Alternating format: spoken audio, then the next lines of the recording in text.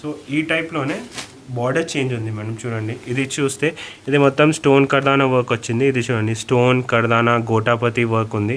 So basically work బట్టి price range ఉంటుంది.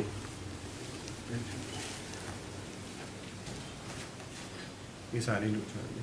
Same again all over ఆర్గాన్జాలో చిన్న చిన్న స్టోన్ వర్క్ వచ్చేస్తుంది విత్ డీసెంట్ ఎంబ్రాయిడరీ బార్డర్ వచ్చేస్తుంది సారీకి.